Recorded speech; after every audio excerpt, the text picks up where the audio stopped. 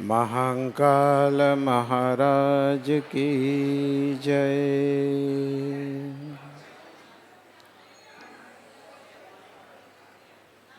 कृपया शांति बनाए रखें।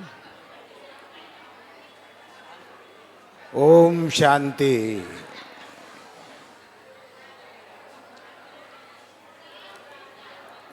इधर ध्यान दो, इधर शांति रखो, नहीं तो आज कथा कैंसल।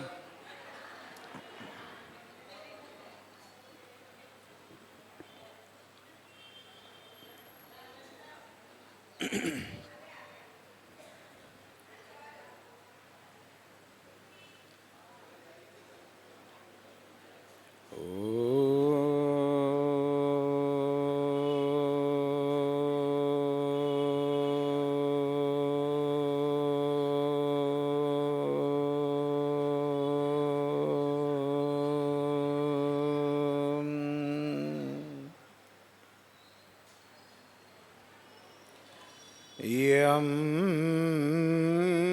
ब्रह्मा वरुणेन्द्ररुद्रमरुता स्तुनवन्तदिव्यस्तवैर्वेदैशाङ्गपदः क्रमोपनिषदे गायन्ति यं श्यामगाः ध्यानावस्थिततद्गतेन मनसा पश्यन्ति यं योगिनो यशान्तं न विदुषुरासुरगणा देवाय तस्मै नमः।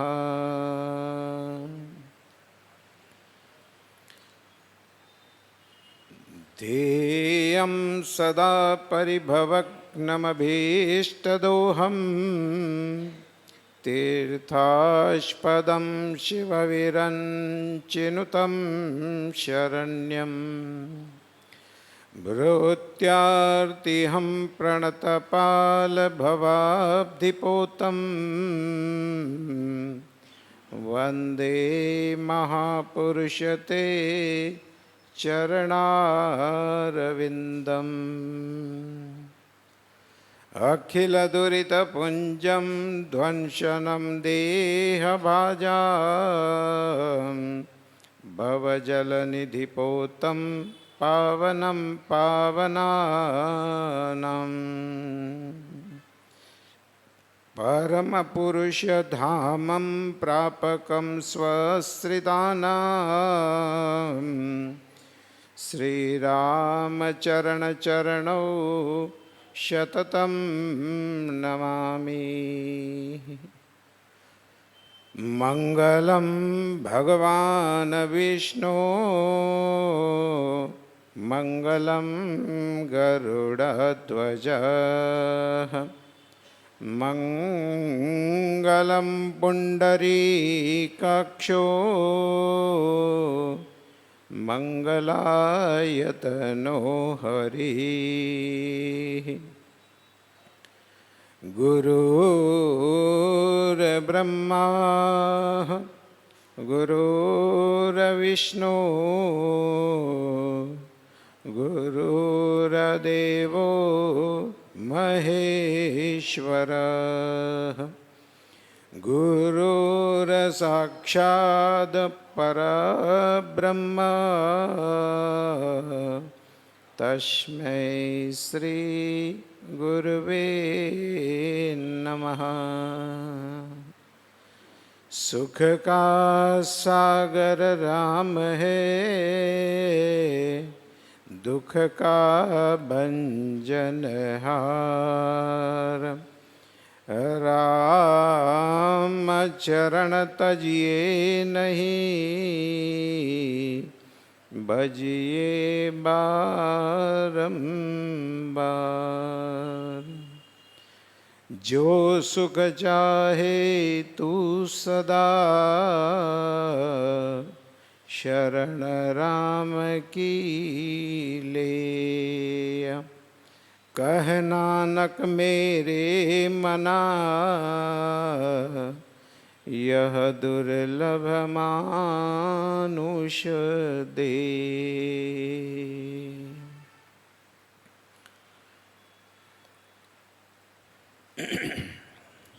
परम श्रद्धालु भक्तवृंद, भगवत अनुरागी धर्म प्रेमी भक्तजनों, जगत जननी माता स्वरूपा, भक्ति स्वरूपा, शक्ति स्वरूपा माता और बहनों, सर्वप्रथम श्री सद्गुरु महाराज जो ज्ञान के दाता, बुद्धि के प्रदाता, ऐसे श्री सद्गुरु महाराज के श्री चरण कमलों में शतकोटि कोटि प्रणाम। श्री भक्तवांछा कल्पतरु अद्वितीय सर्वज्ञ सर्वशक्तिमान सर्वलोक महेश्वर परम योगेश्वर अचिंत्यानंद गुणगण संपन्न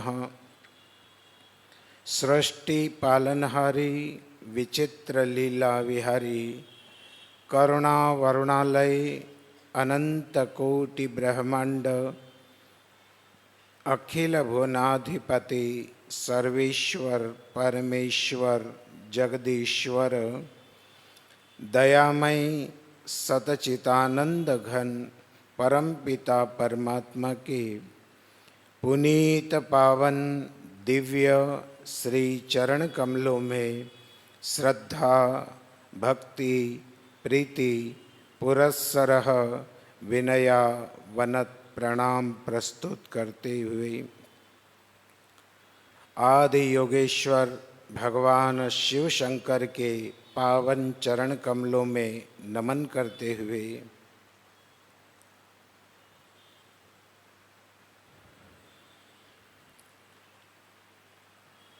आइए मन और वाणी को पवित्र करने के लिए भाव से श्रद्धा से सभी मिलकर के भगवान नाम स्मरण करेंगे। हरि मधुर मधुर नाम सीताराम सीताराम मधुर मधुर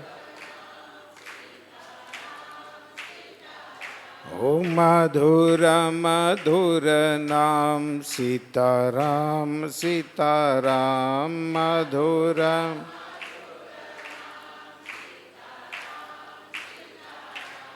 पावन पावन नाम सीताराम सीताराम पावन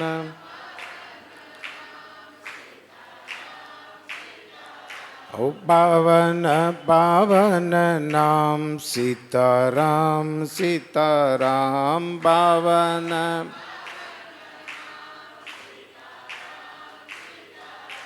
सीताराम सीताराम सीताराम जय सीताराम सीता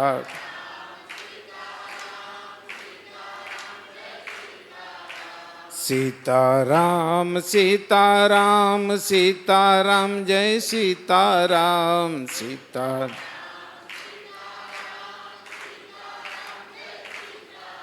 ओ पावन पावन नाम सीताराम सीताराम पावन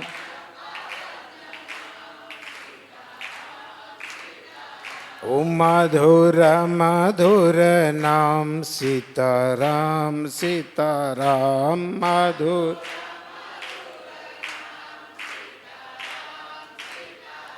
ओ पावन पावन नाम सीताराम सीताराम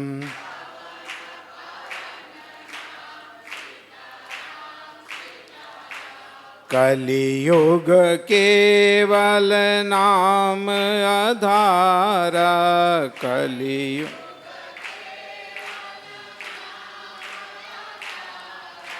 कलियुग केवल नाम आधारा, कलि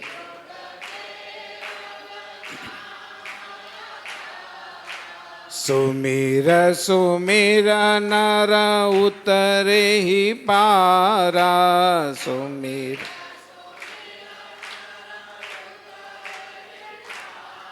ओ मधुर मधुर नाम सीताराम सीताराम, मधुर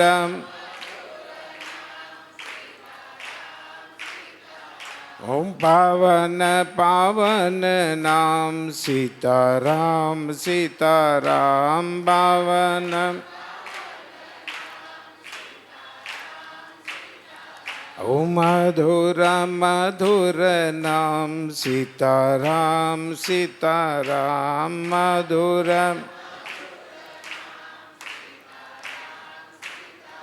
ओ पावन पावन नाम सीताराम सीताराम, पावन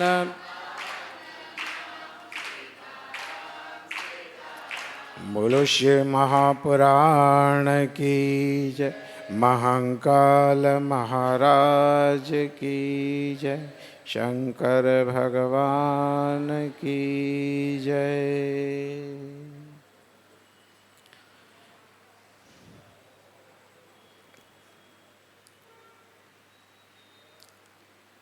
भगवान श्री चंद्रमौली आदि देवेश्वर महादेव के पावन चरण कमलों में वंदन करते हुए भगवान श्री की महिमा का पावन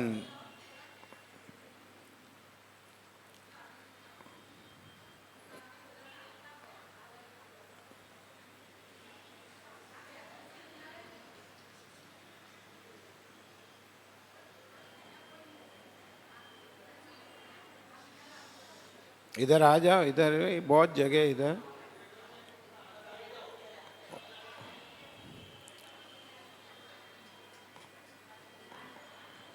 वो देखो, आप देखो जरा शांति रखो। वो कई तो ऐसे विचार करके आए जैसे कि हमने रजिस्ट्री कराई, वो बोले नहीं नहीं ये तो मेरी जगह है। वो तारी हो जगह, तूने कोई रजिस्ट्री करवाई क्या? अरे कहीं भी बैठ जाओ और शांति से सो, जो भी काम करो ना तो सिर के ऊपर है बर्फ की सिल्ला रखने का। क्या रखने का? हाँ, शांति से काम करने। कथा में अगर हम बात करते हैं तो दोष लगता है, पाप लगता है। तो जरा शांति रखो। और बहुत जगह है, दिल में जगह होगी ना तो यहाँ भी बहुत जगह होगी। हाँ, बहुत जगह है अपने पास में।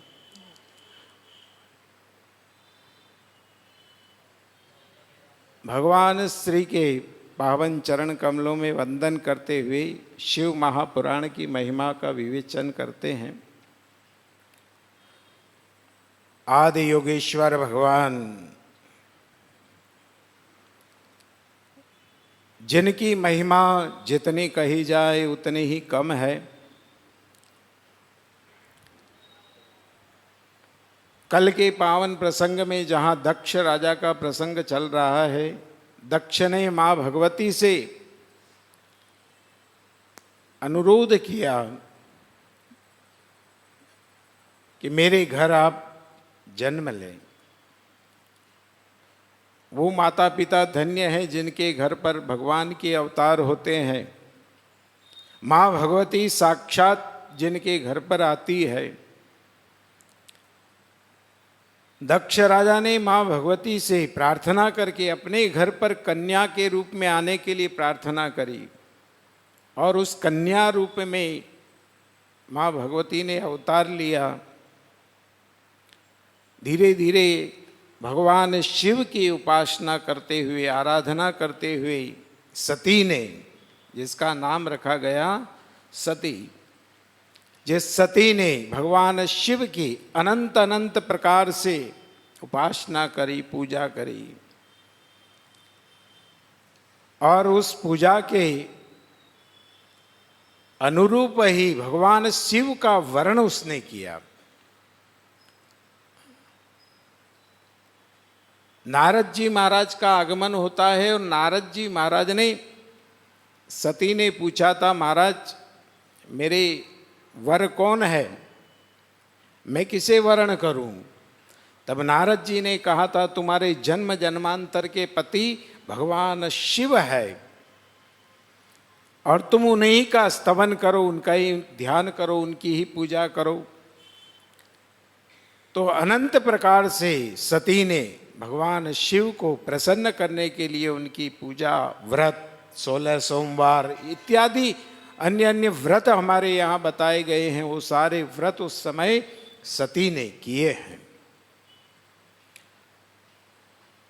जब सती योग्य हो गई, विवाह के लायक होने पर देवताओं ने, ब्रह्मा विष्णु ने मिल करके भगवान शिव का विवाह करना चाहा कि भगवान शिव का विवाह हो जाए। तो तमाम देवता मिलकर के, भगवान शिव जहाँ समाधि अवस्था में विराजमान थे, वहाँ भगवान शिव को स्तवन करके देवताओं ने प्रसन्न करने के लिए आपकी प्रार्थना करी, विनती करी। कर्पूर गौरम करुणावतारम संसार सारम भुजगेंद्र हरम सदा वसंतम हृदयारविंदे भवम भवानी सहितम नमामि। हे प्रभु, हे परमात्मा, जागिए आप समाधि से। जब भगवान शिव समाधि से जागृत हुए तो सामने देखा ब्रह्मा विष्णु अन्य देवतागण जहाँ विराजमान थे। सबको देखकर भगवान शिव ने कहा, आज सब लोग किधर आए? तो कहा कि हम आपके लिए, अब आप अकेले शोभा नहीं देते हैं, आपके वांग अंग में कोई न कोई चाहिए। भगवान शिव कहने लगे कि भाई हम तो अकेले अच्छे हैं, बहुत हमारी कोई साधना होती है, उस साधना में अकेले रहो तो कोई समस्या नहीं, कोई तकलीफ नहीं, और एक से दो हो तो फिर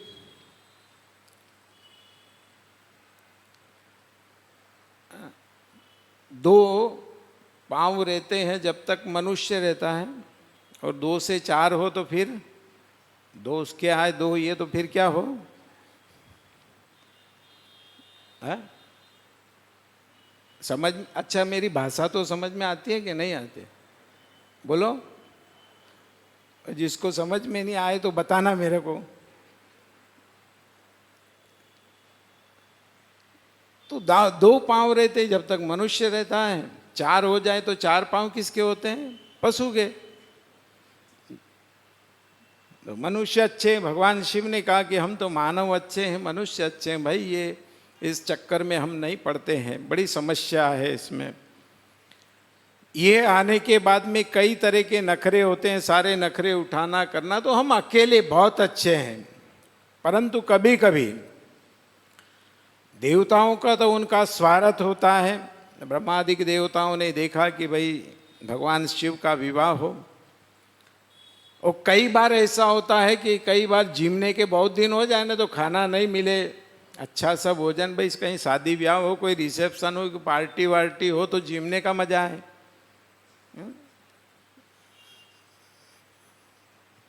अब अधिक मास तो हर महीने आए नहीं कि चलो चालू ही रहेगा कहीं ना कहीं। तो कई दिन हो गए, देवताओं को भी अच्छा भोजन नहीं मिला, तो कि चलो क्या करें, बोले भगवान शिव का विवाह करो। ये अकेले हैं और इनको तो दक्ष राजा से विनय पूर्वक भगवान शिव को तैयार किया, जैसे तैसे मना कर, परंतु भगवान शिव ने मना किया। परंतु देवताओं ने सबने मिलकर के प्रार्थना करने पर भगवान शिव ने कहा, ठीक है, तुम लोग जिसमें प्रसन्न होते हो, तुम्हें प्रसन्नता मिलती है, तो मैं तैयार हूं। ठीक है, अब लड़के वाले तैयार हो गए, अब लड़की वाले को मनाओ। तो अब लड़की वाले दक्ष के पास आए। दक्ष को आकर के देवताओं ने कहा कि महाराज बहुत अच्छा संबंध है ना, रिश्ता है। पहले बड़े बूढ़े लोग ही जाते थे संबंध करने, रिश्ता करने हैं। पहले जमाने में तो ब्राह्मण करवा देते थे। नावी आता ना, नावी, वो नावी करा देता था पहले जमाने में। संबंध वो लोग करा देते थे, अपने को तो पूछते भी नहीं, देखते भी नहीं। वो तो घर आते तब पता चलता कि देवी कैसी है, घर आने पे उसके भाग्य खुले कि भाई ये कैसी है। परंतु उस समय नाई और ब्राह्मण वो इतने होशियार होते थे, वो बूढ़े बूढ़े को भी पन्ना देते। एक 60 साल का बुढ़ा था, तो उसकी इच्छा हुई कि मेरी शादी हो, मेरा लगन हो। अब 60 साल का हो गया, तो उसने एक खवास नाई को, हज्जाम को बुलाया और कहा कि यार मेरी शादी करवा दे यार, मैं तेरे को इनाम दूंगा। बोले क्या दोगे? बोले एक सोने की चेन दूंगा तेरे को। बोले कितने तोले की दोगे? बोले कम से कम 10 तोले की तेरे को सोने की चेन दूंगा। बोले पक्का दोगे? बोले हाँ। तो फिर लगन कराना मेरी गारंटी है। तो बोले कितने साल की लड़की से कराएगा? बोले 20 साल 19 साल की लड़की से तुम्हारी शादी करवा दूंगा। बोले पक्का? बोले हाँ। चलो डन, सौदा डन। बोले डन। और खवास, पहले जमाना ही यही था, वो एक दूसरे का संबंध लेकर के बताते।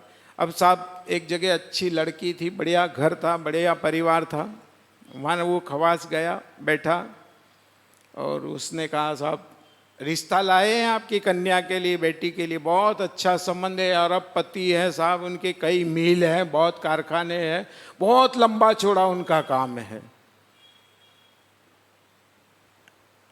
बोले अच्छा हाँ। बोले आपकी बेटी राज करेगी, मौज करेगी।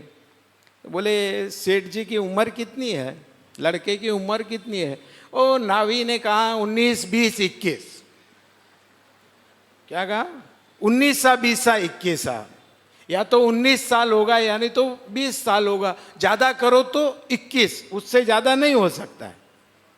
19 सा 20 सा 21 सा, ठीक है साहब। पहले तो वो कोई साधन नहीं थे कि फोटो भी बता दो, अब वो तो केवल संबंध हो गया तो हो गया। नावी ने कहा ठीक, लड़की वाले ने कहा ठीक है साहब, लो हमारी तरफ से रुपया और नारियल ले लो। लड़के वाले को दे दिया। अब साहब उधर लड़की के लिए शादी की तैयारी हुई, दूल्हा घोड़े पर बैठ करके आया और डोहा अच्छा बढ़िया पेंटिंग डेंटिंग सब करके है ना, बिल्कुल सब चकाचक करा के आया। अब ये घोड़ी पर बैठा है और ये खवास आगे आगे चल रहा है। वो लड़की के बाप ने कहा ना खवास से क्यों रे, कुछ ना कुछ गड़बड़ है, ये लड़के की उम्र तो बहुत लगती है। बोले नहीं नहीं साहब, अरे ये तो बुढ़ा दिख रहा है, 60 साल के कम नहीं है। तो नाई ने कहा हाँ साहब, मैंने तो आपको कहा था। वो बोले कहाँ कहा था? तूने तो कहा था कि 19 20 या नहीं तो 21 साल का होगा लड़का, ये तो 60 साल का है। बोले साहब गिनो, 19 20 21 तीनों को मिलाओ कितने होते हैं, गणोत्री करो, तीनों को जोड़ो कितने साल। अगर 60 साल के कम लड़का हो तो जूता मार दो मेरे को, गणोत्री कर लो। तो पहले जमाने में नावी ब्राह्मण भी संबंध कराते थे, ब्राह्मण भी इधर से उधर वही देख लेते, वही सब सारा करके हो जाता था, संबंध हो जाता। फिर बाद में बड़े बूढ़े लोग कह देते थे, बड़े लोग संबंध करा देते थे। वो जीवन भर निभता था, जीवन भर निभाते थे।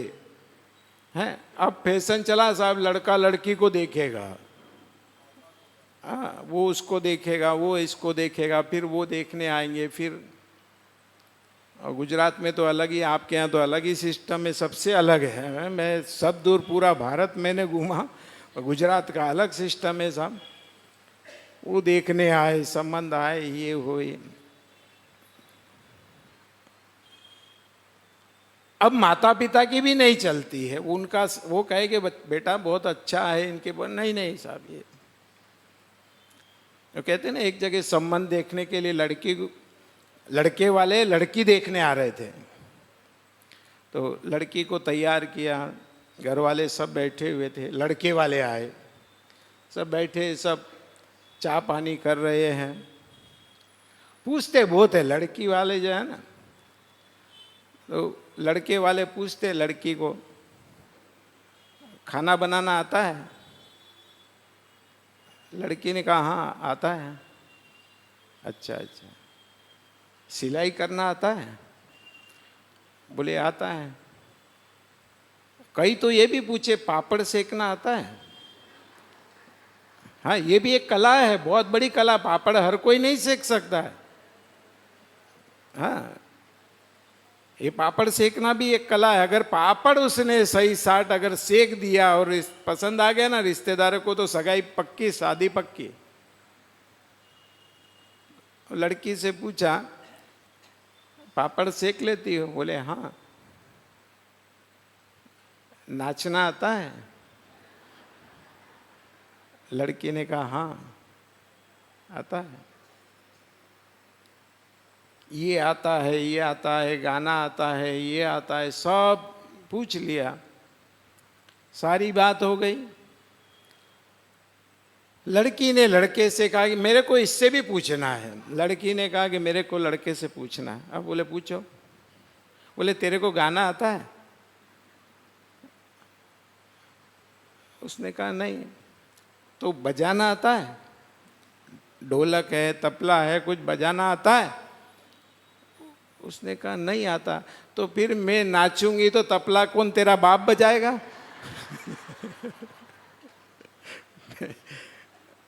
मैं नाचूं तो तबला कौन बजाएगा?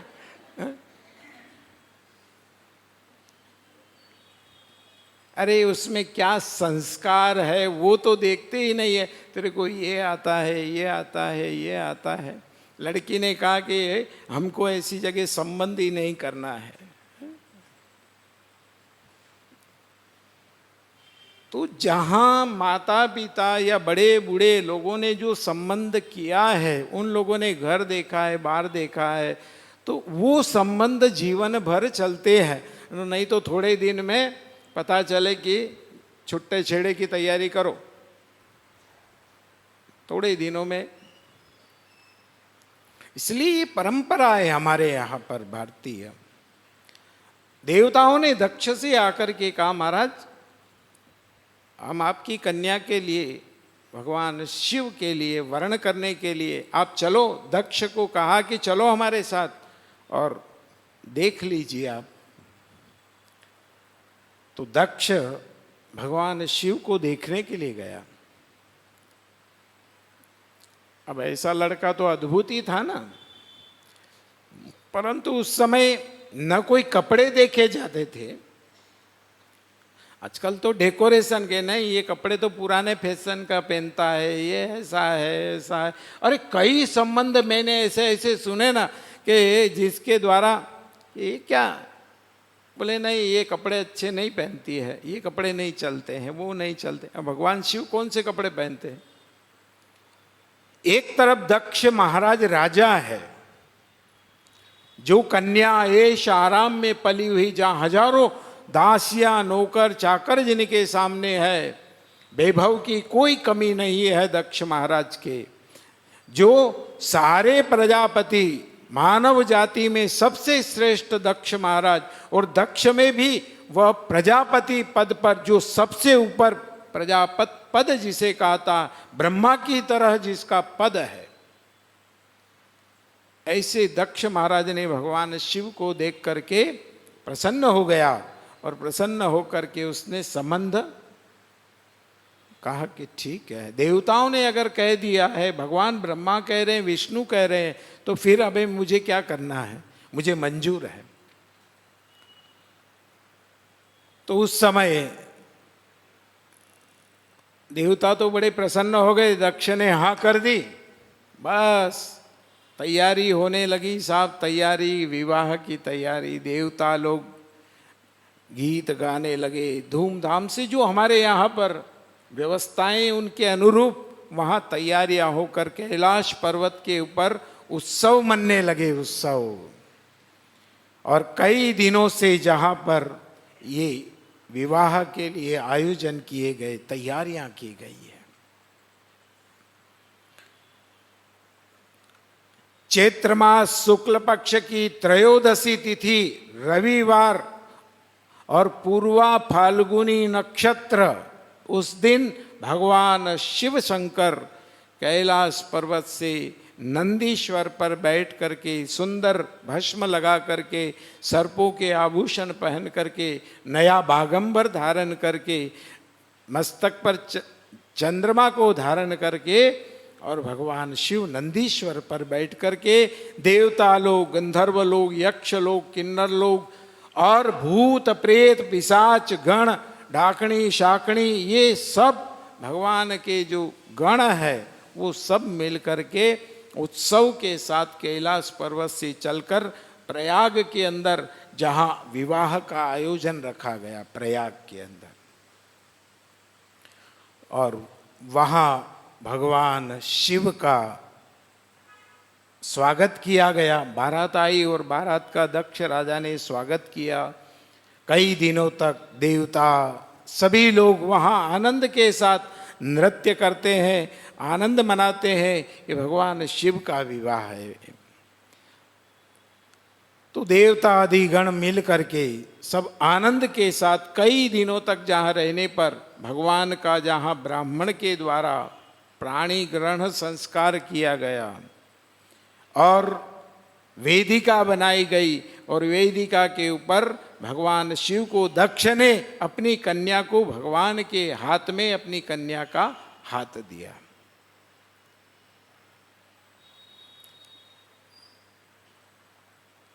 मां कितने सुंदर कन्याओं को सुंदर संस्कार देते हैं। अब ये सब धीरे धीरे समाप्त हो जाती है। एक कन्या जब जाती है तो 2 घर जुड़ते हैं, और 2 घर के साथ में 50 रिश्ते जुड़ते हैं। कन्या को माँ सुंदर संस्कार देती है, बेटा हमारा ध्यान रखना, हमारे कुल की इज्जत खराब नहीं हो, हमारी कोई बदनामी नहीं हो, ऐसा कोई काम तुम वहाँ जाकर के मत करना। दहेज नहीं देते थे कि बहुत सारे हार दिए गले में कि ये मंगल, ये दिया, वो दिया, वो दिया। सुंदर संस्कार दिए जाते थे, संस्कार। आज वही कमी है। माल तो बहुत देते हैं, गाड़ी भी दे देंगे, वो दे देंगे, ये दे देंगे, परंतु संस्कार, कमी कहाँ आ गई? संस्कार में कमी आ गई। यहां भगवान शिव के हाथ में हाथ दे करके कहा गया कि बेटा ध्यान रखना, आज से इस परिवार की जवाबदारी भी तुम्हारी है।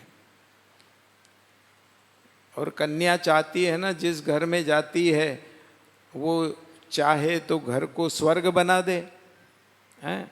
और वो चाहे तो घर को नरक बना दे।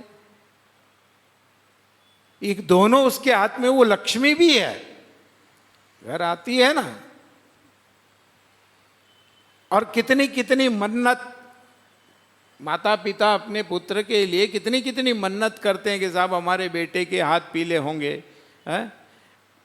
कई मंदिर में बाधा ले, कहीं जाए, क्या करे। और अगर वो बहू घर आते से ही चालू लड़ाई झगड़े, तो ये संस्कार नहीं है। संस्कारों की आवश्यकता है हमें कि संस्कार अच्छे कन्या को प्रदान करें। ये 2 घरों को जोड़ने वाली, परिवार को जोड़ने वाला ये संबंध है। इस संबंध को प्रेम से निभाया जाता है। तो दक्ष ने अपनी कन्या को सुंदर उपदेश के साथ में ये संस्कार भी दिए हुए थे। माता पिता के संस्कार होते हैं, प्रदान किया गया। वेदिका के ऊपर फेरे किए गए भगवान शिव और पार्वती के। फेरे होने के बाद में ब्राह्मण ने, भगवान शिव ने प्रसन्न होकर के ब्राह्मण देवता से कहा, बोलो ब्राह्मण देवता, तुमने हमारा संबंध कराया है, हम तुम्हारे ऊपर प्रसन्न है, बोलो वरदान मांगो, क्या चाहिए तुमको। ब्राह्मण देवता ने कहा भगवान आपकी दया कृपा है, बस यही बहुत है। मेरी इच्छा है कि आप इस वेदिका पर ही आपका निवास हो, आप यहीं बैठो विराजो। तो चंद्रमौली नाम से भगवान को वहां विराजमान किया, भगवान शिव को चंद्रमौली। ब्राह्मण के कहने पर भगवान ने कहा ठीक है हम यही निवास करेंगे। उस वेदिका पर जहां विवाह हुआ भगवान का, उस स्थान पर शिव ने वहां पर विराजमान हुए। धूमधाम से कई दिनों के बाद, कई दिनों तक बारात वहां दक्ष राजा के यहाँ रही। उसके बाद में वापस कैलाश पर्वत पर आ गए। देवता लोग भी बड़े प्रसन्न हो गए, आनंदित हो गए। सभी अपने अपने स्थानों को चले गए। भगवान शिव, पार्वती, जहां सती पास में बैठी है और सती क्या चर्चा करती है भगवान से, शिव से। अब मुझे कोई भगवान की महिमा सुनाओ। क्या कहती है? हम तो ये कहेंगे अब शादी हो गई, कहाँ चलना, घूमने कहाँ जाना है, वो कुछ बोल। यहां सती क्या कहती है भगवान से कि मुझे ये क्या है, परमात्मा कौन है, भगवान कौन है, कौन श्रेष्ठ है, आप ये मुझे बताएं। भगवान शिव बड़े प्रसन्न हुए और प्रसन्न होकर के सती को आप उपदेश देने लगे। इस सारे जगत की महिमा भगवान शिव कहते हैं, मैंने ही भगवान विष्णु को प्रथम मुख्य बनाया, मेरे ही द्वारा विष्णु की सारी व्यवस्थाएं मैंने उन्हें संभलाई। ब्रह्मा को मैंने सारा कार्यभार सौंपा गया और मेरे इष्ट देव भगवान श्री राम है, मेरे राम इष्ट देव है। बोले राम आपके इष्ट देव? बोले हाँ। चलो, तो भगवान शिव पार्वती को साथ में लेकर के घूमने के लिए लेकर के गए। कहाँ गए? पंचवटी में, जहाँ भगवान राम और लक्ष्मण जहाँ बैठे हुए थे। सती और भगवान राम के दर्शन शिव ने कराए कि देखो, अद्भुत महिमा कहते कहते भगवान श्री राम को देख करके भगवान चुप हो गए, भोलेनाथ चुप हो गए, कुछ बोले नहीं और इशारा करके कहा ये मेरे इष्ट देव है। ये समय समय पर जिनका अवतार होता है धरती कब, ये सारे संसार को बनाने वाले रचयिता भगवान है। तो सती के मन में आया कि ये तो उदास बैठे हैं, चेहरा लटका हुआ है और इस तरीके से बैठे हुए ये भगवान है। बोले ये भगवान है? बोले हाँ। तुम्हें संशय है? बोले हाँ, लग तो रहा है। तो भगवान शिव ने कहा ठीक है, तुम जाकर के परीक्षा कर लो। तो सती वहां से, भगवान तो बहुत दूर भोलेनाथ खड़े हो गए और सती चलने लगी। चलते चलते सती ने विचार किया कि मैं क्या करूं, परीक्षा कैसे करूं। तो सती के मन में आया कि ये जिसके कारण से दुखी है, ये किसके लिए दुखी है? बोले सीता के लिए दुखी है। तो एक काम करें, अपन भी सीता बन जाए और सीता बन करके चले। तो सती ने जाते जाते सीता का रूप बना लिया और भगवान जहां वटवृक्ष के नीचे विराजमान थे, बैठे हुए थे और जब सती नजदीक आई, वो सती को देख करके भगवान श्री राम खड़े हुए। सती ने विचार किया कि ये देखे मेरे को पहचानते हैं कि नहीं पहचानते हैं। जैसे ही भगवान खड़े हुए और भगवान ने खड़े होकर के दोनों हाथ जोड़ करके कहा कि आओ माता श्री आइए। सती ने कहा कि पहचान लिया। ओहो, ये तो अंतर्यामी है। मैं तो समझ रही थी कि एक मानव की तरह दिखने वाले दुखी है, इनके चेहरे का भाव दुखी है, रो रहे हैं कि मेरी पत्नी को कोई ले गया है, और ये दुखी है। और परंतु इन्होंने तो मुझे पहचान लिया। भगवान शिव सत्य कहते थे कि समय समय पर जब जब भी धरती के ऊपर पाप बढ़ता है, अनाचार बढ़ता है, अत्याचार बढ़ता है, तब तब भगवान के धरती के ऊपर अवतार होते हैं। जब जब हो ये धर्म की हानि, बाढ़हु असुर अधम अभिमानी, तब तब प्रभुधर मनुज शरीरा, हरै सदा भक्तन भव पीरा। भक्तों के कल्याण के लिए और राक्षसों को समाप्त करने के लिए समय समय पर भगवान के अवतार धरती के ऊपर होते रहते हैं। तो सती को जब भगवान ने पहचान लिया, दोनों हाथ जोड़ करके कहा कि आइए माता जी, हम आपको वंदन करते हैं, हम आपको प्रणाम करते हैं। अब सती कुमला गई, मुरझा गई। ओहो, इन्होंने तो मुझे पहचान लिया। फिर भी शर्म से परिपूर्ण होकर के कहा कि भगवान राम ने कहा कि माताजी आप अकेले आए हैं, देवता नहीं आए आपके? बोले आए हैं, देखो वो वहां दूर खड़े हैं। तो आप मेरी परीक्षा लेने के लिए आए थे?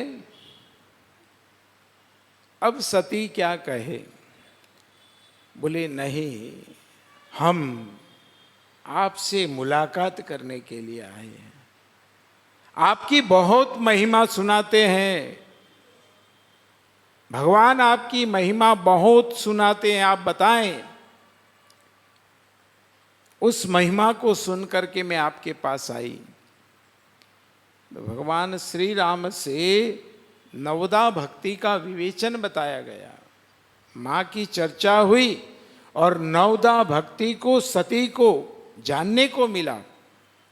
और शिव की महिमा, शिव कौन है, राम कौन है, विष्णु कौन है, ब्रह्मा कौन है। तो भगवान श्री राम ने कहा था कि हम सब एक हैं, एको हम बहुश्यामी। हम एक हैं और एक से हम चाहे तो अनेक हैं।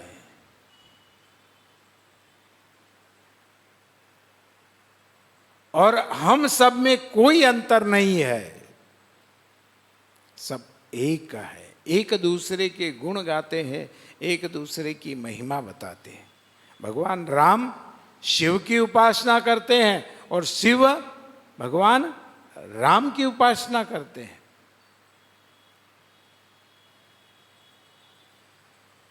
जिस महामंत्र का वो नित्य जाप करते हैं, वो भगवान शिव ने उस समय सती से भगवान राम ने कहा कि शिव वो तो मेरे इष्ट देव है, मेरे परमात्मा है, मेरे रोम रोम में निवास करने वाले हैं। अगर उनका स्मरण करते हैं तो स्मरण मात्र से ही हमारे कई जन्मों के पाप मिट जाते हैं, समाप्त हो जाते हैं। पहला ही सती का सबसे बड़ा दोष हुआ कि अपने पति पर उसको विश्वास नहीं हुआ। राम की महिमा बताई परंतु सती ने विश्वास नहीं किया।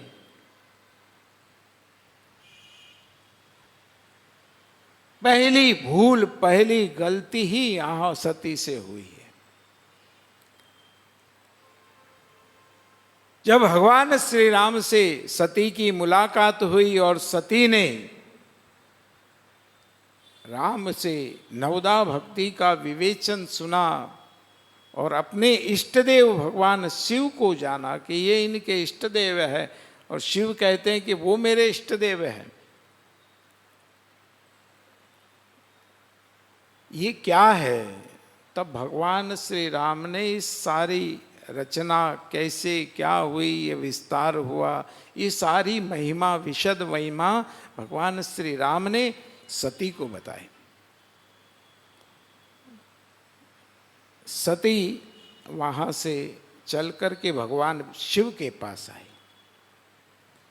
शिव के पास आने पर शिव बड़े अंतर्यामी है, शिव ने भी समझ लिया कि ये जब सती आई तो शंकर ने हाथ जोड़ करके प्रणाम किया।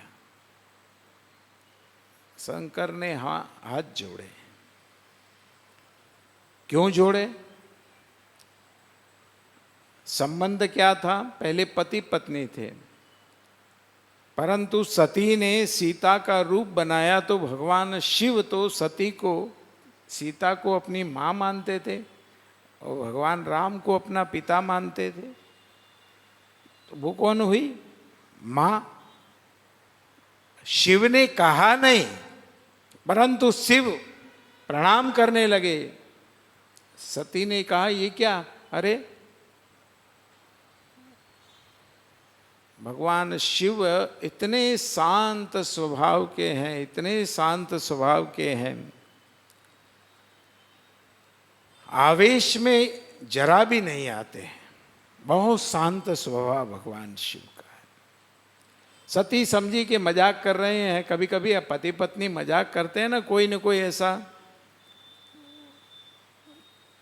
तो सती समझी कि मजाक कर रही है, मैं भगवान के दर्शन करके मैं आई, इसलिए जैसे कोई तीर्थ जाकर के आता है तो हम उसको छूते हैं, स्पर्श करते हैं।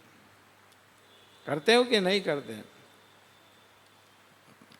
छू करके क्या अनुभव करते हैं हम उसको कि ये तीर्थ से आया है, तीर्थ करके आया है, तो उसको हम स्पर्श करते हैं। कोई पांव छूता है, कोई इसलिए कि तू भाग्यशाली है, तू तीर्थ करके आया है, और उसको स्पर्श करने से हमारी ऐसी कामना होती कि भाई ये तीर्थ में स्नान करके आया, पवित्र होके आया है, तो इसको छुओ, तो छूने से अपने भी पाप चले जाएंगे, ऐसी भावना है। और अच्छा है अगर ऐसा होता है तो बड़ी खुशी की बात है, परंतु ऐसा भाव मन में होता है और उस भाव से हमारे यहाँ तो बस ये भाव अच्छा होना चाहिए। क्या होना चाहिए? आरती कर रहा है कोई है तो हम पीछे से क्या करें? हाथ लगाते हैं ना पीछे से, तो इतने में आरती हो जाती है। ऐसे कोई पवित्र होकर के तीर्थों में से आया है, चार धाम करके आया है, तो हम उसके स्पर्श करते हैं, उसके चरण छूते हैं कि ये भाग्यशाली है, इसलिए नहीं छूते। कई लोगों की ऐसी भावना होती है कि उसके छूने से कोई पाप हमारे मिट जाए। मतलब ये होता है कि वो कितना भाग्यशाली है, कितना नसीब वाला है कि वो चारों धाम करके आया। और उस समय, उस जमाने में छुए जाते थे जब वो बेचारे घर से पैदल निकल करके जाते थे, तीरथ जाते थे ना पहले, तो सारे परिवार इकट्ठा होता था कि हमारे पिताजी माताजी तीर्थ जा रहे हैं, तो सारे घर के लोग इकट्ठे होते थे और उत्सव मनाते थे। और जब पिताजी और माताजी विदा होते थे तो घर भर के सब रोते थे। क्या करते थे? रोते थे। इसलिए रोते थे कि वो पैदल जाना, कहीं जंगल है, झाड़ी है, पहाड़ है, नदियां है, उस यात्रा में बड़ी कठिनाई होती थी बहुत। हजारों में से कोई वापस तीर्थ यात्रा करके आ जाता था, इसलिए उसके चरण छूते थे लोग। उनके छूने मात्र से जहां पाप मिट जाते थे, समाप्त हो जाते। अब हम तो तीरथ जाए काय में जाए, कष्ट नहीं होना। नहीं नहीं, हमने तो प्लेन की टिकट करा ली, यहाँ से वहाँ, वहाँ से बद्रीनाथ, न्यू ऐसा वैसा। अंत ये तीर्थ है, अरे तीर्थ तो पैदल जहाँ अभी जाते हैं ना कहीं, वहाँ बोले साहब हम केदारनाथ गए, हम यहाँ गए, हम वहाँ गए, हम गए। वो बेचारे उस घोड़े का जान ले ले, ऐसे मोटे मोटे उसके ऊपर बैठ जाए कि बेचारे उस खच्चर का जीव निकल जाए। अरे तो गया ही क्यों? तू खुद गधे जैसा है, घोड़े जैसा हो रहा है, तेरे में ताकत नहीं थी तो गया ही क्यों वहां? उस पशु को तूने, सारा पुण्य तो उस पशु को मिला, तेरे को क्या मिला?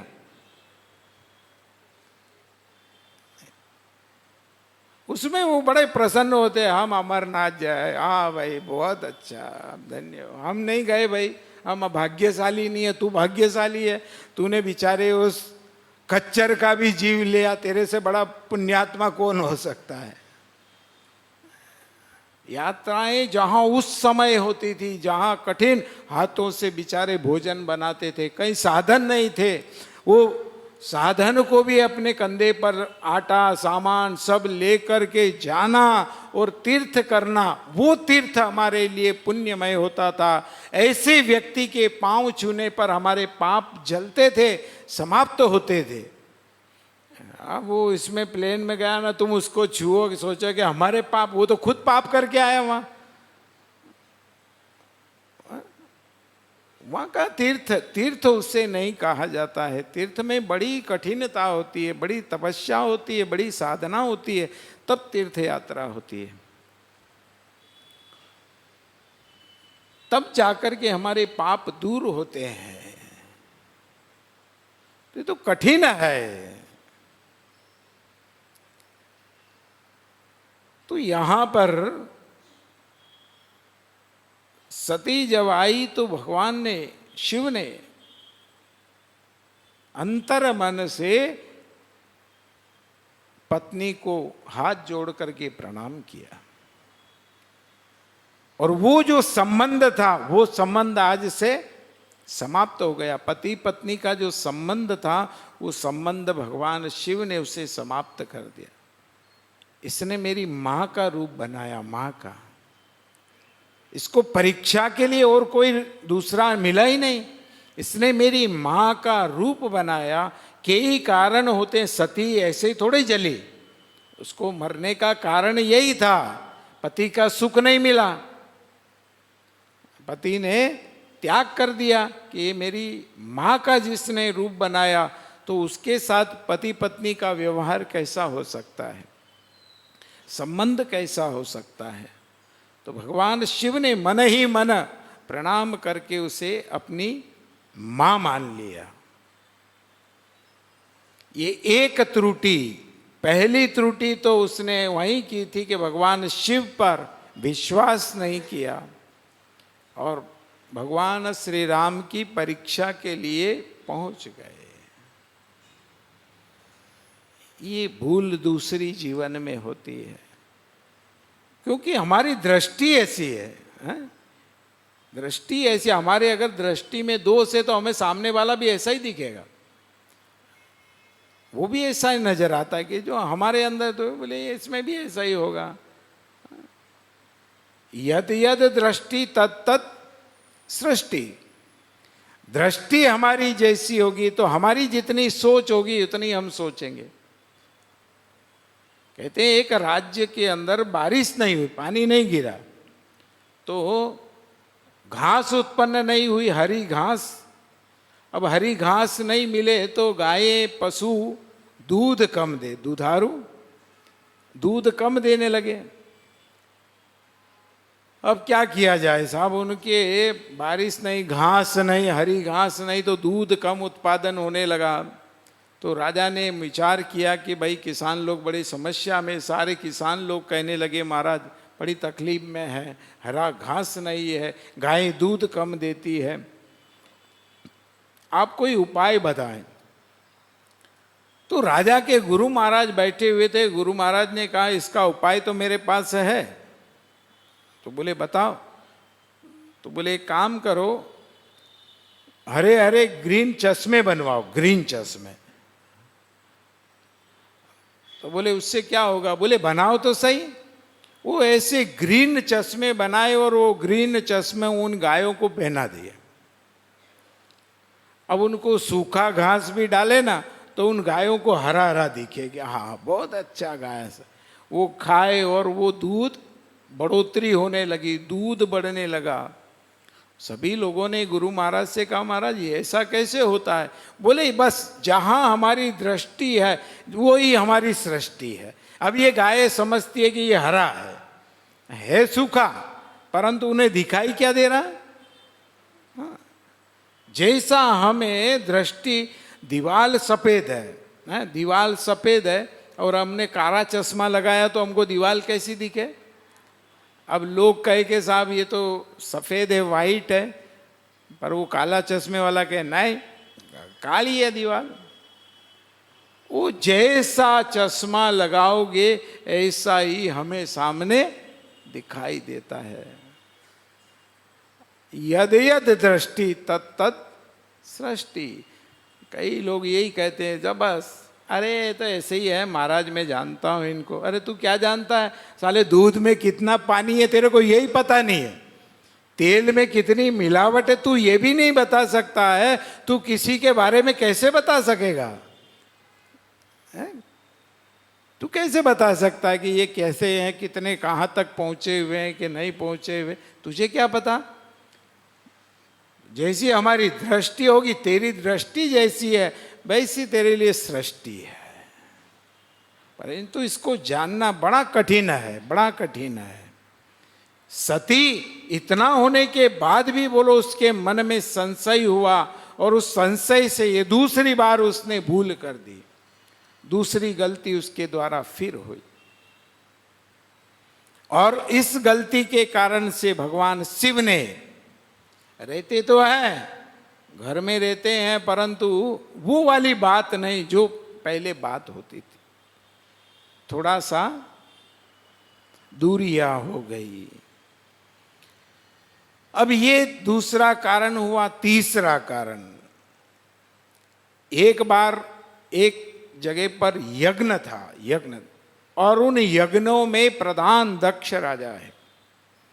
कहीं भी यज्ञ होता है ना तो दक्ष को पहले बुलाना पड़ता है, और दक्ष राजा को, वो प्रजापति मुख्य हैं, वो उनसे आज्ञा लेना पड़ती है कि हम यज्ञ करें। तो दक्ष अगर कहता है कि करो तो पहले दक्ष के लिए स्थान बनाया जाता है, प्रजापति को बिठाया जाता है। पहले प्रजापति, फिर ब्रह्मा विष्णु महादेव, इन सब को बिठाया जाता है, देवतागण सभी को। पर पहले प्रथम दक्ष से आज्ञा ली जाती है। तो एक बार बहुत बड़ा विशाल आयोजन यज्ञ का चल रहा था। उस विशाल यज्ञ के अंदर दक्ष महाराज प्रजापति पद पर विराजमान थे और वहां पर तमाम देवता लोग आए हुए थे, ब्रह्मा विष्णु महादेव। तो भगवान शिव भी वहां पर पधारे, शिव पधारे हुए थे। तो सभी लोगों ने दक्ष राजा को प्रणाम किया, सभी ने, क्योंकि वो प्रजापति है। सभी लोगों ने प्रणाम किया, देवताओं ने प्रणाम किया, ऋषियों ने प्रणाम किया, पर भगवान शिव ने प्रणाम नहीं किया। भगवान शिव ने प्रणाम नहीं किया और अपने स्थान पर बैठ गए। दक्ष ने देखा कि ओहो, इसने मेरे को प्रणाम नहीं किया, ये मेरा जमाई कैसा है ये?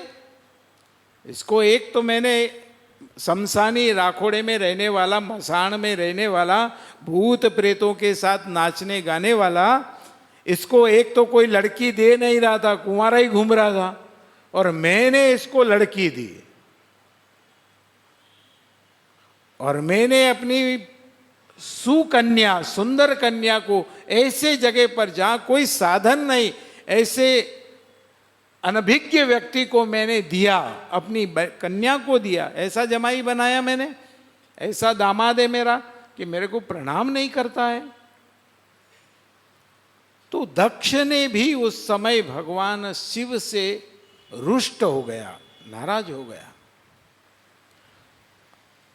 और रुष्ट होने पर भगवान शिव के बारे में, भगवान शिव तो विराजमान हो गए, परंतु वह भगवान शिव के लिए अपशब्द कहने लगा। तो जब ऐसे शब्दों का प्रयोग करने लगा तो नंदीश्वर ने सुना, नंदीश्वर ने, उसने तो कहा उस समय वहां पर भृगु, जहां जैसे बड़े बड़े ऋषिगण बैठे हुए थे, दक्ष के इन शब्दों को सुनकर नंदीश्वर ने कहा कि महाराज आप अच्छा नहीं कर रहे हैं। भगवान शिव वो तो इतने दया के सागर है, इतने दयालु हैं, इतने कृपालु है, वो तो कभी किसी के प्रति उनका दुर्भाव ही नहीं है। वो सदैव सद्भाव रखने वाले, ऐसे भगवान के प्रति तेरी ऐसी भावना है? अरे जिन्हें त्रिलोकी प्रणाम करता है, सारा संसार जिनके सामने नतमस्तक होता है, उन्हें न कोई राग है, न कोई द्वेष है, न कोई स्वार्थ है, कुछ नहीं है। ऐसे भगवान की तू निंदा कर रहा है, बुराई कर रहा है। इस प्रकार से वह कहने लगा। फिर वहां पर भृगु ऋषि बैठे हुए थे, भृगु जी, वो भृगु ऋषि बैठे हुए थे, वो भी भगवान शिव के बारे में ऐसे ऐसे शब्द बोलने लगे। तब नंदीश्वर को बड़ा क्रोध आया। कब तक आदमी कहते हैं ना कि कब तक सहन करे। चंदन भी है, और चंदन भी अगर अधिक घसो ना तो उसमें भी आग लग जाए, आग उत्पन्न हो जाए। शीतल है चंदन, सब कुछ ठंडा करने वाला है, परंतु अधिक घर्षण होने से उसमें भी आग। तो नंदीश्वर कब तक सहन करे, कब तक। भृगु ने भी जब भगवान शिव की बुराई करना प्रारंभ किया, तब उस समय नंदीश्वर ने देखा, फिर भी शांत रहा। तब दक्ष ने कहा, आज मैं संकल्प लेता हूं और शिव को मैं श्राप देता हूं कि आज से कहीं भी इसके लिए कोई जगह नहीं होगी, इसके लिए कोई स्थान नहीं होगा। मैं इसे श्राप देता हूं। भृगु बैठे हुए थे, भृगु भी अनर्गल शब्द बोलने लगे। तब नंदीश्वर को बहुत देर हो गई थी, बहुत देर हो गई थी, आवेश में आ गया, क्रोध में आ गया, और नंदी से रहा नहीं गया। भगवान शिव के पास गया और जाकर के कहने लगा, महाराज आप कुछ बोलते नहीं हो। भगवान शिव ने कहा, शांत, कोई चिंता नहीं, हमारे तो कोई मान करे कोई अपमान करे, अपने को तो कोई फर्क पड़ता ही नहीं है। और बोले आपको श्राप दे दिया दक्ष ने। अरे बोले श्राप मेरा कुछ नहीं कर सकता है, श्राप दिया ना, मेरा कुछ बिगड़ने वाला नहीं है, मेरा कोई बाल बांका नहीं कर सकता है। जिसके सामने मृत्यु भी नहीं आ सकती है, उसके सामने श्राप कौन कर, श्राप कहां लगेगा। ऐसे भगवान शिव ने कहा, तू शांत हो जा नंदी, तू शांत हो जा और आराम से होने दे, जो चल रहा है चलने दे, शांत रखो, शांत। परंतु नंदी ने कहा, नहीं महाराज, मैं तो शांत रहने वाला नहीं हूं। ये घोर अपमान मेरे स्वामी का, जिनके कोई वेरी नहीं है, भगवान शिव का कोई शत्रु नहीं है, कोई दिग देवता, कोई शत्रु नहीं है, और ये भृगु ब्राह्मण होकर के ये भगवान शिव का अपमान कर रहा है। क्योंकि इसका तो जजमान है, ये जजमान की तरफ बोल रहा है। अरे जो भगवान शिव यज्ञ में भी यही है, सारे कर्मों में यह है, पूरे विश्व में ये निवास करते हैं, सारे लोग इनकी पूजा करते हैं, और ये ब्राह्मण होकर के भी भगवान शिव की निंदा कर रहा है। तो नंदी ने ब्राह्मण से कई बार कहा कि समझ जाओ आप ब्राह्मण हैं, आपका कर्म क्या है, आप अपने कर्म को ध्यान रखो। कहीं ऐसा ना हो आपको कभी भी किस भगवान के अंदर, एक भगवान को अच्छा बताना और एक भगवान को खराब बताना, ये ब्राह्मण साधु इनका कर्म नहीं है। सारे भगवान एक जैसे हैं, सबके अंदर वही गुण है, सबके अंदर वही शक्ति है। तो उनके अंदर भेद करना और उनमें भेद दृष्टि से देखना ये दोष है, पाप है। भृगु से नंदीश्वर ने कहा, हे ऋषि चुप हो जा, अब नहीं बोलना। अब भृगु ने कहा, तू क्या कर लेगा? तब उसी समय नंदी ने ब्राह्मणों को श्राप दे दिया। उसी समय भृगु को नंदी ने श्राप दिया, जा तुम इतने वेद पाठ करोगे, इतना ये सब कुछ ज्ञान होने के बाद भी तुम जीवन भर जितना भी दान करने पर भी कभी संतुष्ट नहीं रहोगे। कितना भी दे दो तुम ब्राह्मण को, फिर भी वो संतुष्ट नहीं होगा। ये नहीं, ये तो पंडित जी है अपने, इधर मत देखो। ये शिव पुराण में लिखा है कि भृगु को श्राप दिया नंदीश्वर ने कि तुम स्त्री के पीछे पागलों की तरह भटकते रहोगे, घूमते रहोगे और इस दान के चक्कर में कभी तुम जीवन भर संतुष्ट नहीं रहोगे। ये भृगु को उस समय श्राप दिया गया।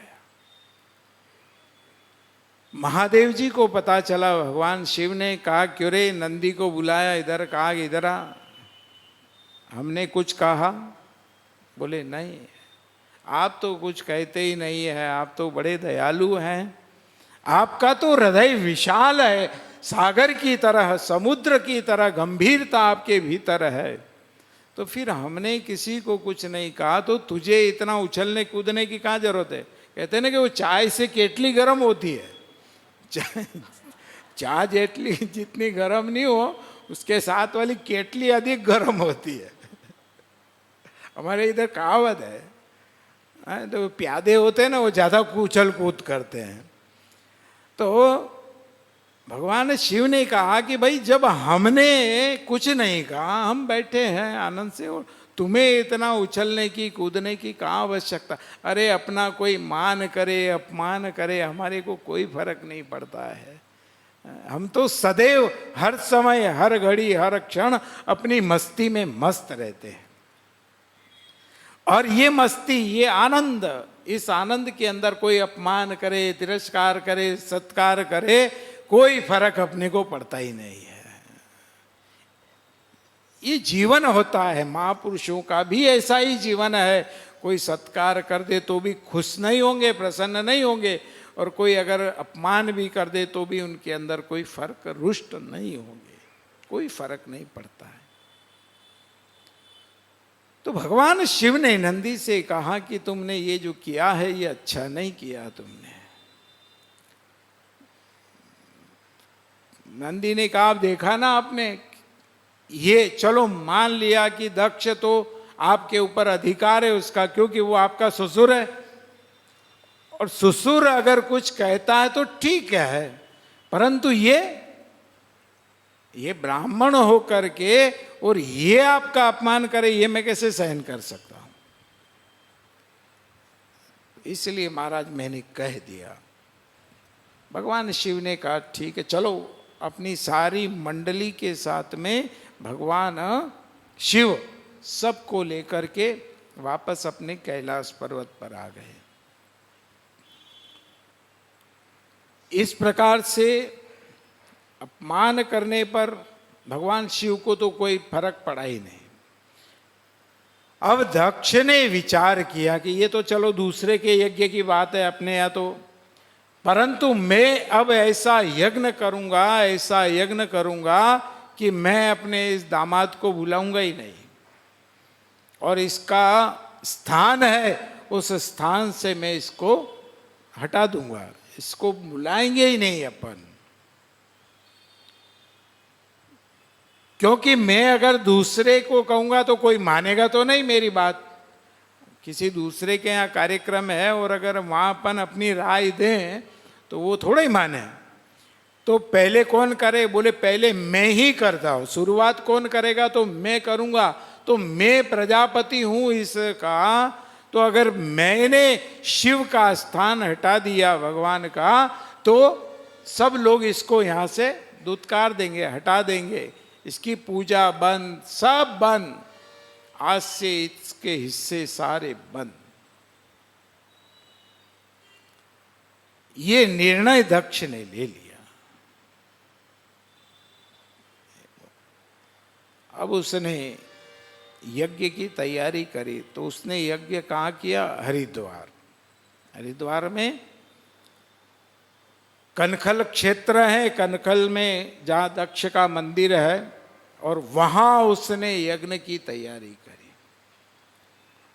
और उस यज्ञ के अंदर उसने तमाम बड़े बड़े जितने विद्वान है, पूरे संपूर्ण भारतवर्ष से उसने तमाम विद्वानों को उसने एकत्रित किया, बड़े बड़े विद्वान, जिसमें दधीचि मुनि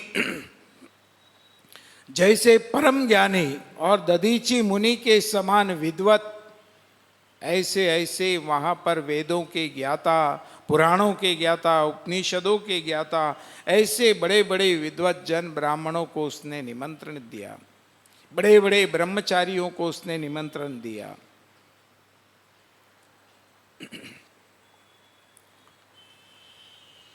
10,000 ऋग्वेद के ज्ञाता ब्रह्मचारियों को बुलाया, 10,000 सामवेद के मंत्रों के ज्ञाता ब्रह्मचारियों को बुलाया, 10,000 उसने अथर्व वेद के ज्ञाताओं को ब्रह्मचारियों को बुलाया। चारों वेद के ऐसे ब्रह्मचारियों को, ऋषियों को, सब जगह पर उसने आमंत्रण भेजा। आमंत्रण कि हमारे यहाँ यज्ञ है और उस यज्ञ के इस समय पर आप सब अवश्य पधारे। और जहाँ 60 कन्या दक्ष की, 60 कन्या, 60 जमाई, 59 कन्याओं को उसने निमंत्रण दिया। सभी रिश्तेदारों को, सबको उसने पत्रिकाएं सबको भेजी, अपने गणों को भेजा गया और कहा कि सब विवाह में आना। ये यज्ञ का आयोजन है, इस यज्ञ के आयोजन में सब आना। सबको निमंत्रण मिला। सब जगह जगह पर चर्चा करने लगे कि दक्ष इतना बड़ा यज्ञ कर रहा है, विशाल, आज तक उस दक्ष का संकल्प था ऐसा यज्ञ मैं करूंगा, आज तक किसी ने किया ही नहीं। किस लिए करूंगा? बोले शंकर का अपमान करना है, शंकर का। इसको मैं बुलाऊंगा ही नहीं, इसको रिजेक्ट कर दूंगा। और लोग आकर के मेरे को पूछेंगे तो मैं कहूँगा कि उसको मैंने अपनी समाज से, जाति से बाहर कर दिया। उसकी कोई पूजा मत करो, उसका कोई पाठ मत करो, उसको कोई बुलाओ मत, कोई हवन मत करो। उसके लिए सब स्थानों से मैं उसको परे कर दूंगा।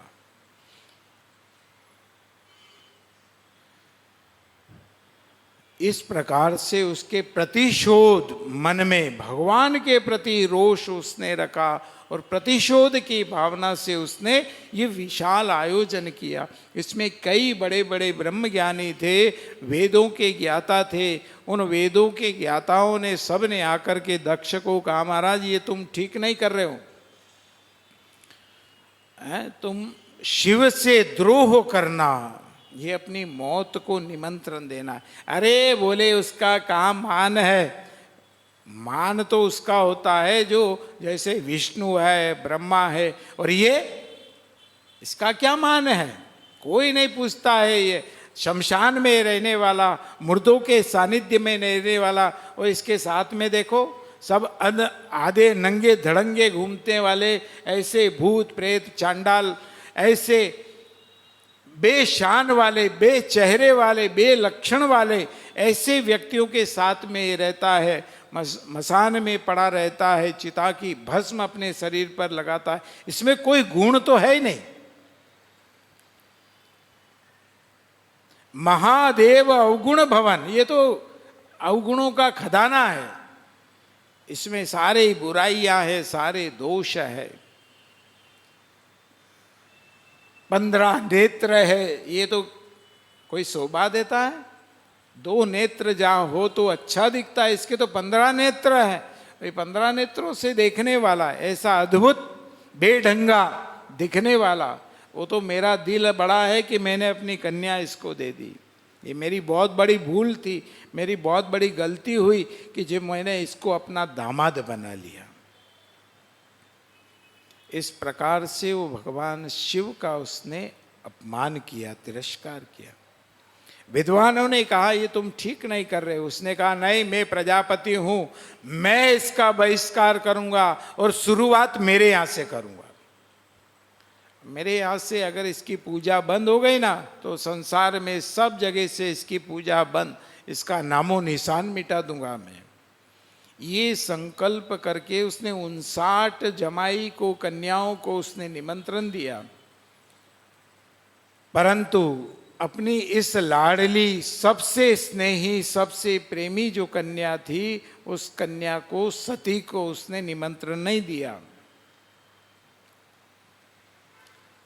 तो दक्ष ने बहुत सुंदर हरिद्वार के अंदर तैयारी करी और कनखल क्षेत्र, उस पूरे कनखल क्षेत्र जहाँ गंगा के किनारे उसने यज्ञ का आयोजन किया गया। सुंदर सामियाने, टेंट बहुत अद्भुत अद्भुत उसने सुंदर सजाए गई और सारी व्यवस्था उस समय जैसे हम कुंभ मेले में जाते हैं ऐसे ठहरने की, भोजन की, ऐसी अलग अलग व्यवस्थाएं उसने दक्ष ने वहां करवाई और बहुत बड़ी यज्ञशाला बनाई।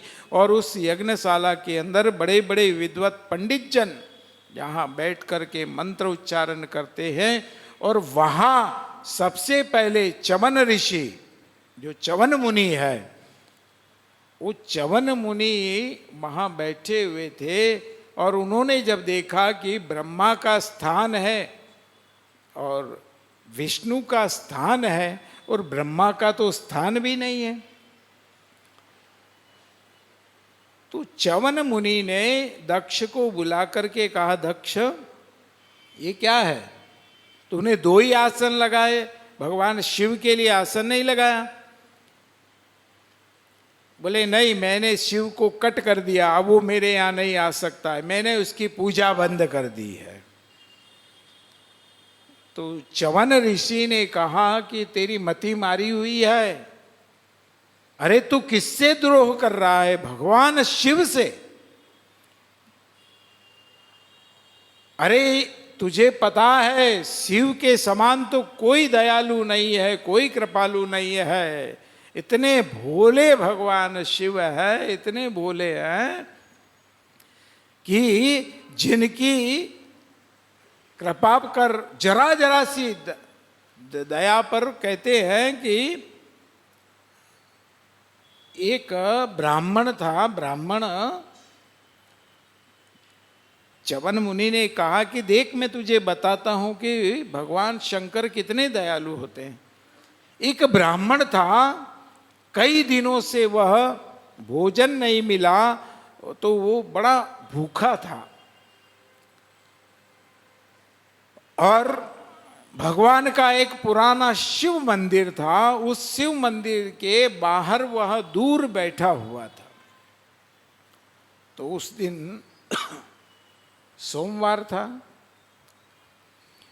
और सोमवार के दिन जहाँ लोग आ रहे थे, सब लोगों के हाथ में उसने देखा कि फल है, मिष्टान्न है, ये सब वहाँ शिव को चढ़ा रहे हैं। ये ब्राह्मण वहाँ बैठे बैठे दूर से इसने देखा, बड़ा व्याकुल हो रहा था। 2-3 दिन इसको व्रत करते करते हो गए थे, उपवास करते करते हो गए थे। तो ये विचार कर रहा था कि यहाँ से लोग जाए तो मैं कुछ वहाँ से उठा करके ले करके आऊं और मैं अपनी भूख को मिटाऊं। वो नैवेद्य चढ़ा हुआ, उस नैवेद्य को मैं ले आऊं। परंतु करते करते करते करते लोग आना जाना तो बंद ही नहीं हुआ। सायंकाल का समय हो गया, अंधकार हो गया, और पुजारी जो था वो भी पट बंद करके थोड़ा सा दरवाजा लगा करके वो भी चला गया। अब ये ब्राह्मण वहाँ बैठे बैठे पेट में खाली पेट था, बड़ा दर्द हो रहा था, बड़ी तकलीफ हो रही थी। उठता है तो उठाया नहीं जाता है। बहुत समय हो गया, संध्या हो गई, अंधेरा हो गया।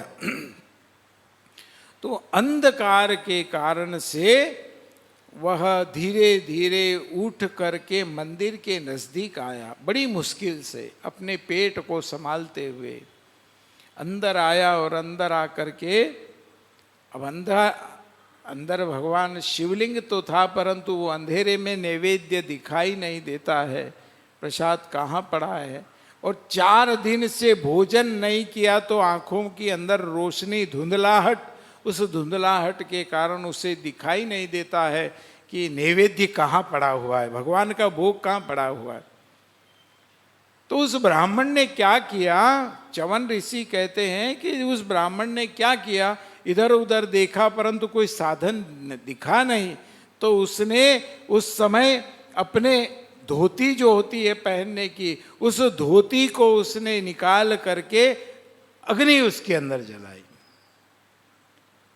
और अग्नि जला करके उसने नैवेद्य भगवान के सामने पड़ा हुआ था, उसने भगवान के उस शिवलिंग को देखा और उस नैवेद्य की ओर वो लालसा भरी दृष्टि से, जैसे कई दिनों का भूखा है और भोजन दिख जाए और उस पर वो झपटता है, ऐसे ही वह झपटने के लिए उस शिवलिंग की ओर वो बढ़ने लगा। और उसी समय भगवान शिव उस शिवलिंग में प्रकट हो गए, और भगवान शिव प्रसन्न होकर के उसको कहने लगे, वरम द्रुहि वरणम द्रुहि, हे ब्राह्मण देवता वरदान मांगो, वरदान।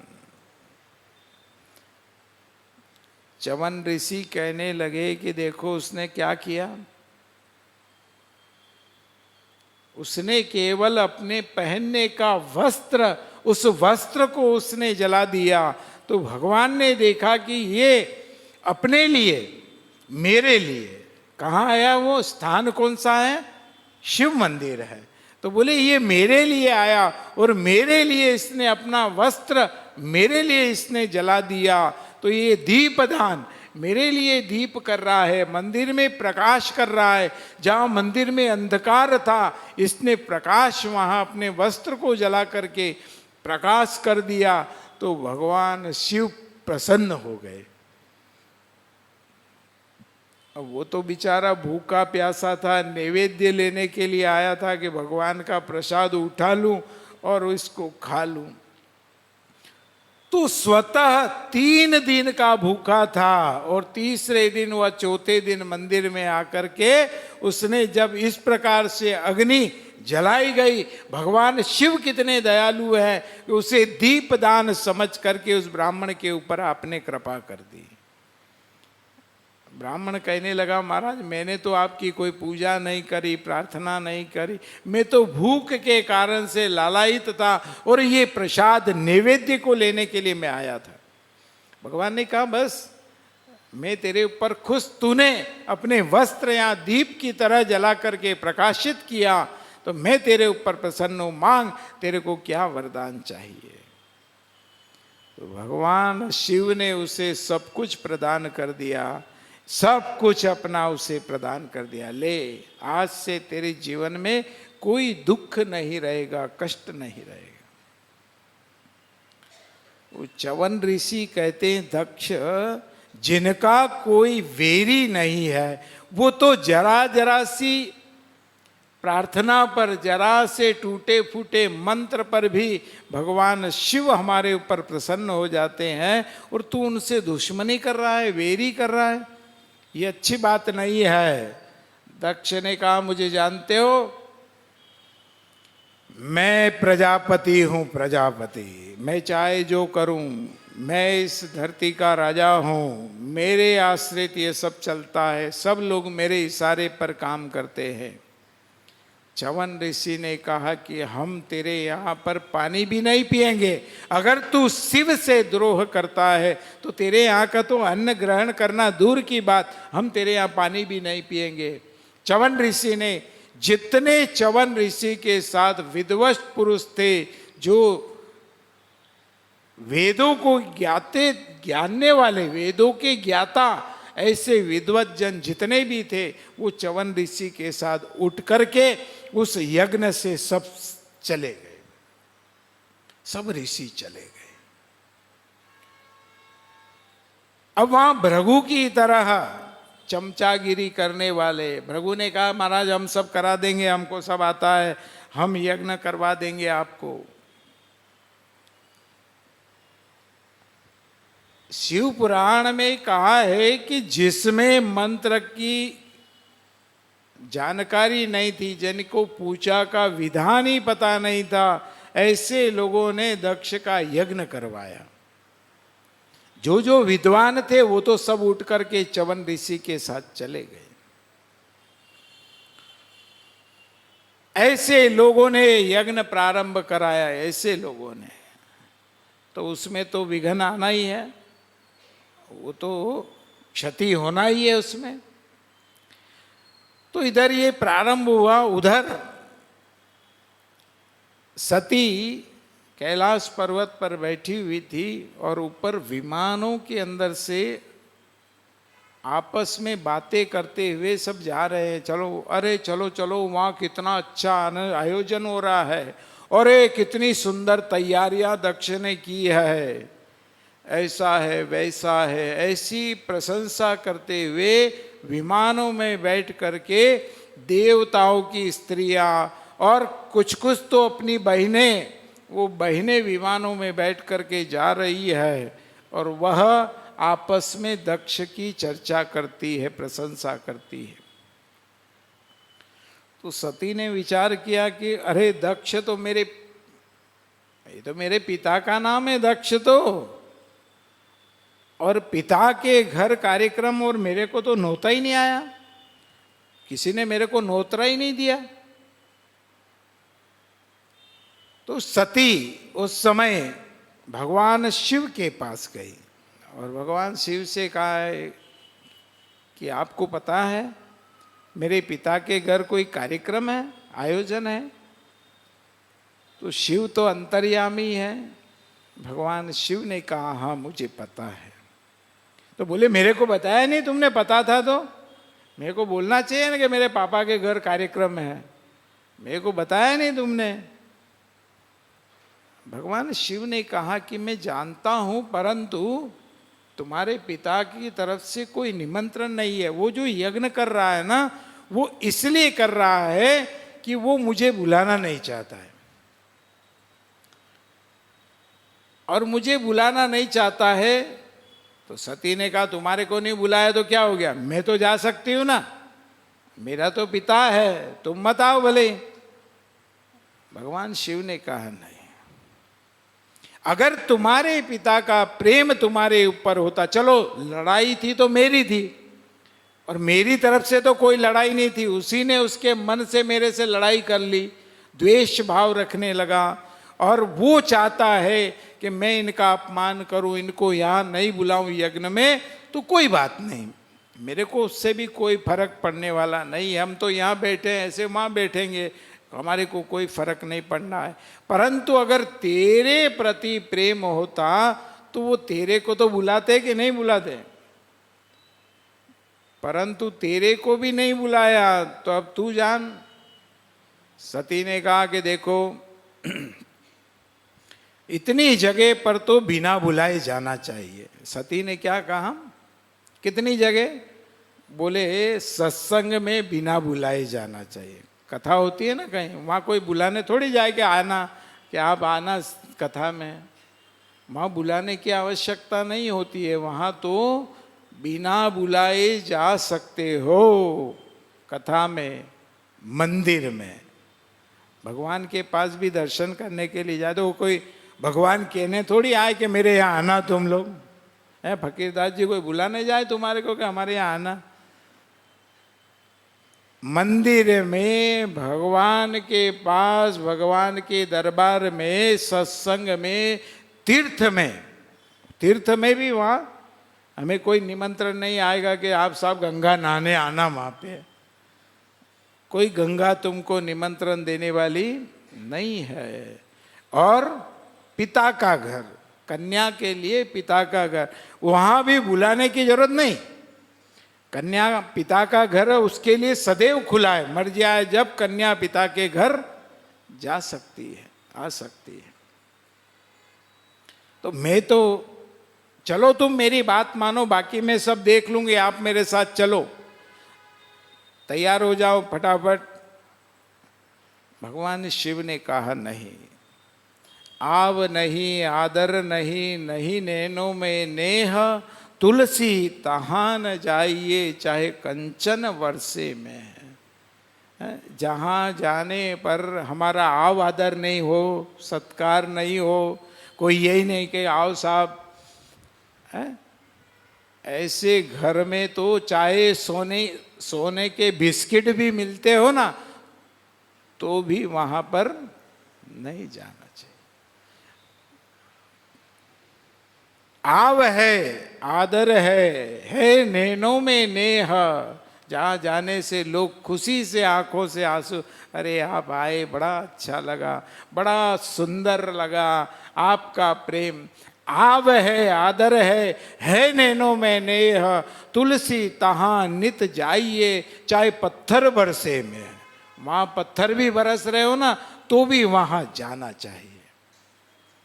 और जहाँ आदर नहीं है, सत्कार नहीं है, वहाँ कभी भूल करके भी नहीं जाना चाहिए।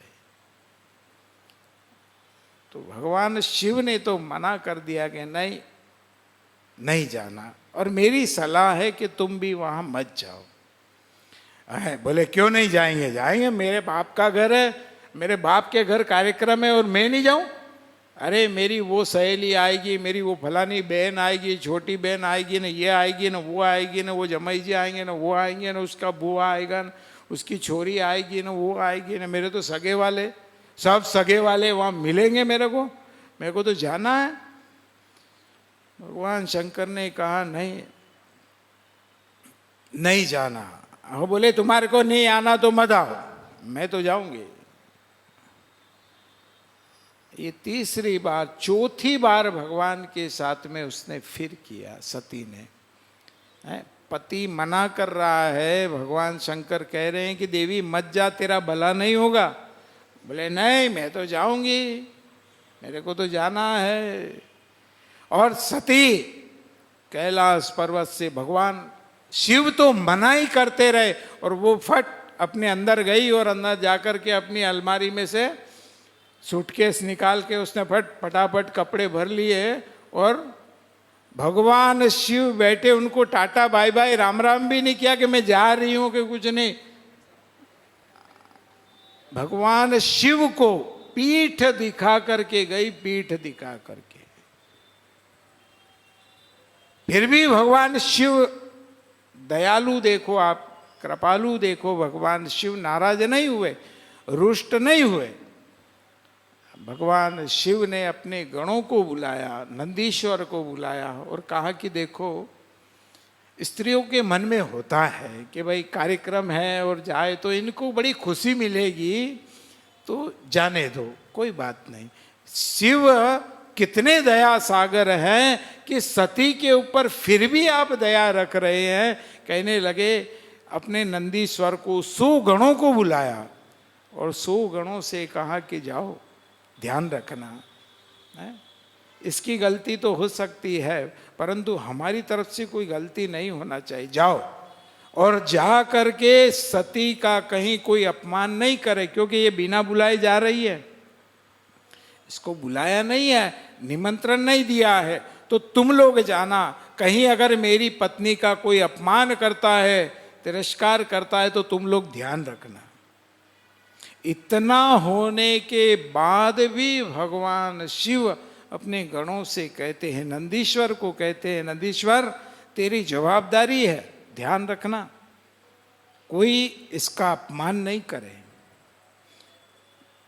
इतना कह कर के भगवान ने 100 गणों के साथ नंदीश्वर को उस समय भेजा साथ में। और सती भगवान मन में शिव कहने लगे, सती तुम अच्छा नहीं कर रही हो, रुक जा देवी रुक जा। पर भाव विभोर होकर कई बार स्त्रियां जल्दी जल्दी में ऐसा निर्णय ले लेती है कि जिसके कारण से उनको जीवन भर पछताना पड़ता है, जीवन भर। ये सती का उदाहरण हमें सुंदर प्रेरणा देती, भाई पहले सोचो विचारो फिर निर्णय लो। भगवान शिव ना कहते हैं ना कि भगवान शंकर की जब उसकी औरत ने नहीं मानी तो ये इसकी कब माने। और कई स्त्रियों को हम कहें ना कि भाई ऐसा है ऐसा है, अरे बोले कि जब सती ने नहीं मानी भगवान शंकर की तो हम अपने आदमी की क्यों माने हैं? ये कोई उससे बड़ा है क्या भगवान शंकर से?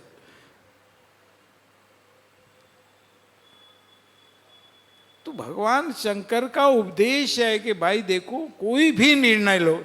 अच्छा सती गई तो उसके साथ अच्छा नहीं हुआ, लाख मना किया भगवान शंकर ने, कहा सती देवी पहले आराम से ठंडे मन से ठंडे विचार से तू सोच विचार कर चिंतन कर कि वहां जाने पर तेरा भला नहीं होगा, तेरा अपमान होगा, तू मत जा।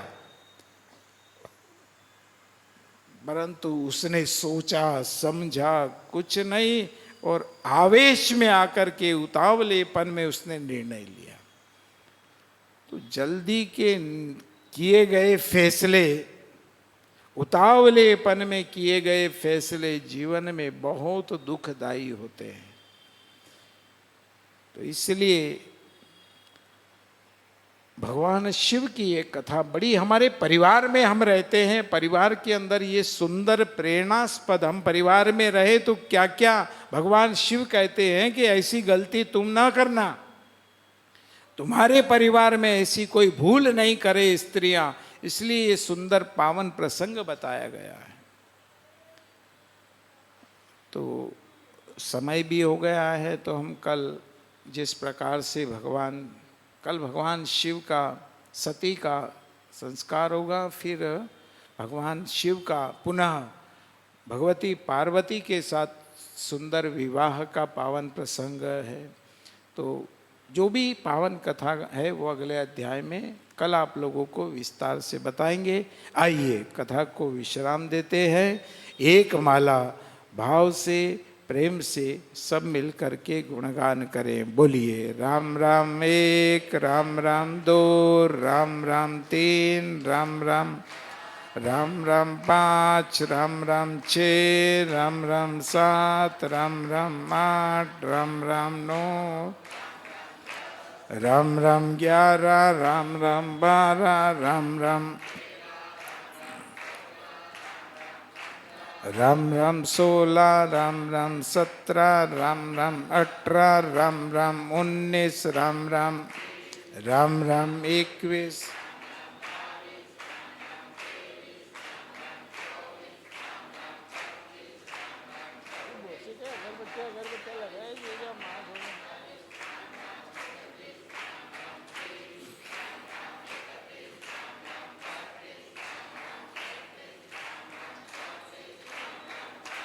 राम राम 36, राम राम 37, राम राम 38, राम राम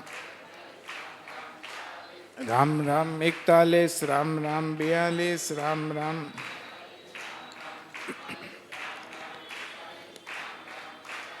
राम राम 47, राम राम 48, राम राम 49, राम राम 50, राम राम 51, राम राम 52, राम राम 53, राम राम 54, राम राम 55, राम राम 58, राम राम 59, राम राम 60, राम राम 61, राम राम 62, राम राम 63, राम राम 67, राम राम 68, राम राम 69, राम राम 70, राम राम 71, राम राम राम राम 75, राम राम 76, राम राम 77, राम राम 78, राम राम 79, राम राम 81, राम राम 82, राम राम 83, राम राम